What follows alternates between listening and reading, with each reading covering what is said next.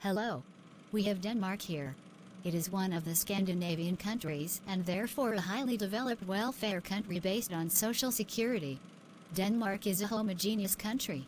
No matter how sincere it may be with the concept of resettlement, it is a country that does not recognize that it is a country of immigration. It is always in the top 3 in the ranking of the happiest countries in the world. Well, who are the happy ones? Because obviously not the migrants in Denmark. For Denmark, there are 4 dates when immigration has a boom effect.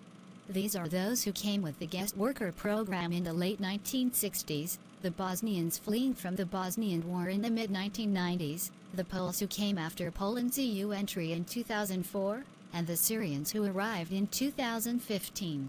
Today, about 12% of Denmark's population is made up of immigrants. Once upon a time, Denmark was tend to show that it was a welfare state by signing the 1951 Refugee Convention. Danes take part in a sincere collaboration with United Nations High Commissioner for Refugees, international and national refugee organizations. They were keen to cooperate with these organizations, share and take burdens from EU countries. And they think it makes sense to share the burden of incoming refugees and recognize that resettlement is vital for the international protection of refugees. Denmark had a desired type of Western immigrant until the mid-1960s. In fact, at the request of the King of Denmark, an open invitation was even sent to Western countries for Western workers to come. It is said that most of these arriving workers return to their countries. But who is counting Westerner immigrants? Right? Yes.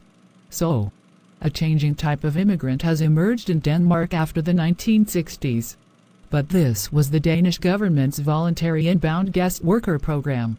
But this formation was a guest worker program created by the Danish government at its own request. A lot of workers came to the country, most of them from Turkey, from Pakistani, Moroccans and Yugoslavia. Since Denmark did not see themselves as a country of immigration, they believed that these guest workers would return. But that didn't happen. Arrivals remained. Moreover, these workers brought their families with them. Waves of family reunification had a dramatic impact on people of Denmark, as Denmark was witnessing the transition from a homogeneous population to a multi-ethnic population. As a solution to this, the government ended the guest worker program in 1973. Since the 1980s, immigrant integration has been on Denmark's political agenda. People pointed to the economic burdens on the welfare state. Over time, integration costs were seen as an obstacle to the process. Including the maintenance costs of the arrivals, it was over $2 billion. This money, considered a high expense, called into question the element of equality. The government then came up with a plan to tighten the aliens law. In 1986, it made it difficult to obtain asylum or citizenship and made it easier to deport criminal immigrants. In the 1990s, refugee and immigration issues began to overflow the political sphere and become public. Those who came en masse from Bosnia and Herzegovina and those from Iraq in the mid-1990s were just to spark the fire. And electoral behavior has had an impact on party agendas for both voters and politicians.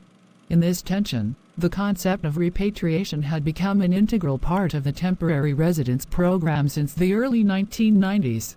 On top of that, in 1992, the law regulating family reunification was tightened.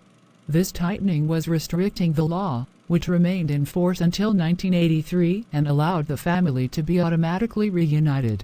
According to the requirement of this new law, a person living in Denmark must be able to earn a living. Yes. Towards the end of the 1990s, immigration, refugees and citizenship issues were the hottest topic of the 1998, 2001 and 2005 election campaigns. And as in other European countries, the divisions of right and left parties began to appear and gradually increase in Denmark. While the left party members were trying to follow a moderate, egalitarian, analytical and assimilating approach, while on the other hand, an anti-immigration right party was rising. Especially the right-wing Danish People's Party, which was founded in 1995, made things even more complicated. We can count the year 2001 as a turning point in the Danish immigration issue, because after the elections held this year, the Social Democrats lost the election to the Liberal Conservatives. The September 11th attack in 2001 was effective in the Liberal Conservatives coming to the office. A growing prejudice against Muslims refugees has begun. Me, as a living person of the Danish society, I did not attack those towers. But people living in the Danish community, they drew a caricature of Muhammad in 2005 and played a game by throwing the Quran at each other in the middle of the street in 2019. True, there was tension between the Danes, who said they were free to express themselves with cartoons, and the Muslims who wanted to protect their dignity. To continue, the biggest change the Liberal Conservatives did was to introduce the Ministry of Refugees, Immigrants and Integration Affairs to us. In 1999 there was a law of integration that the Social Democrats wanted to present to the Parliament. But this 1999 integration law was found unequal and was shelved due to reaction from refugee organizations. Liberal Conservatives reintroduced this law in their own time in the government. And to defend the law, they said, "This integration law will provide incentives for unemployed migrants to seek and find jobs." Oh, really? According to the law, the official integration period has been extended from 18 months to 3 years. And also the monthly integration allowance for immigrants was much less than the social assistance Danes received in social situations. The goal was clear. The goal has been clear ever since Liberal Conservatives came to the office, to reduce permanent residence permits, asylum applications and the number of immigrants with more difficult integration programs. Changes in various policies and significant blocking of access to citizenship coincide with the aftermath of 2001. And there was an ever-changing government.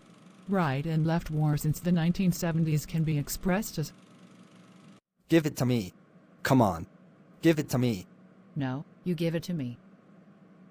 The second fight between the parties was over the ministry. "That one you can give it to me." "No, Throw it away." To explain, in 2001 Liberal Conservatives established the Ministry of Refugees, Immigrants and Integration Affairs. And then Social Democrats, who were re-elected to the government in 2011, removed this ministry. And then, with the change of government in 2016, the ministry is being re-established. And then, I am just kidding, ministry is still there. The absence of the ministry provides a more equitable and realistic way of dealing with integration processes.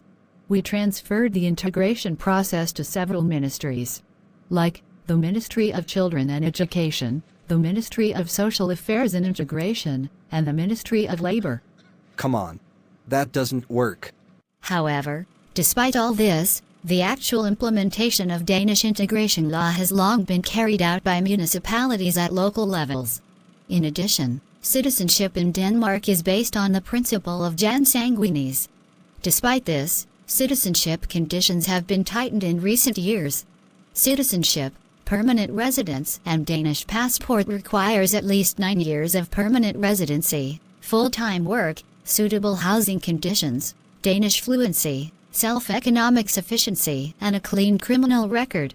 A clean criminal record is very difficult nowadays because even rejected asylum seekers can be detained for up to 18 months even though they have not committed a crime. In addition, housing conditions are set by municipalities, and recently municipalities have placed arrivals in areas far from the city. In these areas, the increasing number of migrants has created ghettos such as refugee camps. The immigration issue in Denmark varies according to the right and left parties. The last election took place in 2019, and Social Democrats came to the government once again. We are waiting for a solution to the growing ghetto problem. And we hope that it will no longer be one of the happiest countries in the world, but it will be the first.